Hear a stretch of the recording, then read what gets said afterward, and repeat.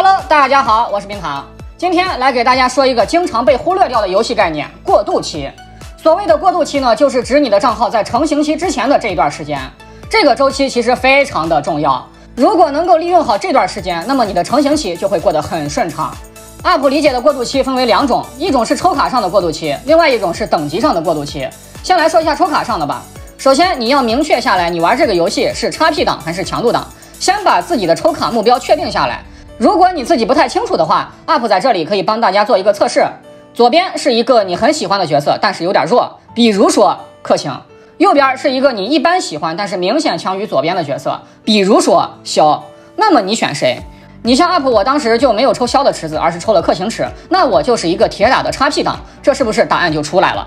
好的，当目标明确下来之后，你接下来要做的就是拿好你的原石，安心的去等待你要的那个角色。在这之前的所有时间全部都是过渡期，一定不要动原石，不要乱抽池子。这个过渡期的时间长短不一定，它还取决于你想要的角色什么时候 UP， 短了的话1-2个月，长的话甚至半年都有可能。举个例子，你像是 UP 当时为了等克星等了足足5个月，从9月15号愣是等到了第2年的2月17号。那么这时候肯定有人要说了啊，你不抽卡池，那么这个过渡期怎么来过呢？没有角色打怪呀。这就是接下来要说的过渡期到底如何来过。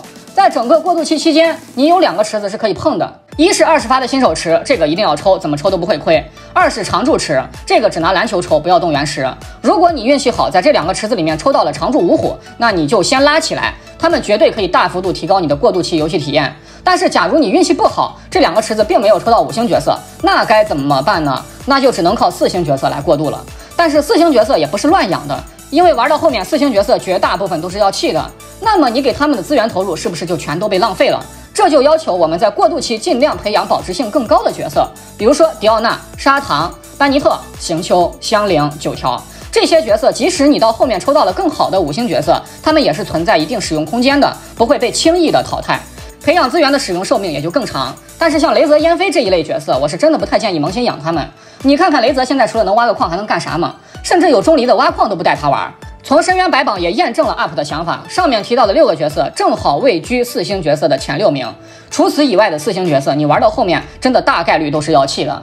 而且这里再提一下，过渡期的4星角色不要拉得太高，最多7-8-10级就行了。天赋等级也不要升太高，把金币、经验书、天赋材料都囤一囤，给你的5星最终目标做准备。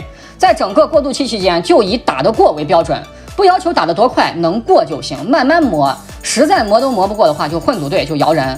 这一段时间你可能会因为攒材料不抽卡而导致强度不够看，打怪刮痧，会玩得比较难受。但是只要你成功挺过了这段时间，等来了你想要的5星角色，那么你的成型期将会迎来一个大的质变。想想 UP 当时打一个风魔龙，硬是打到地板全裂，风魔龙给我放元气弹我才过去。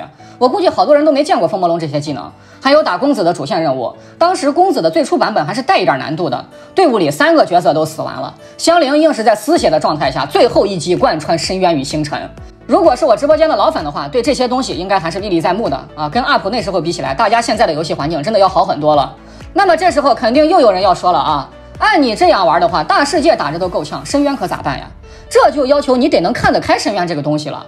过渡期还打什么深渊呀？那都是以后的事情了。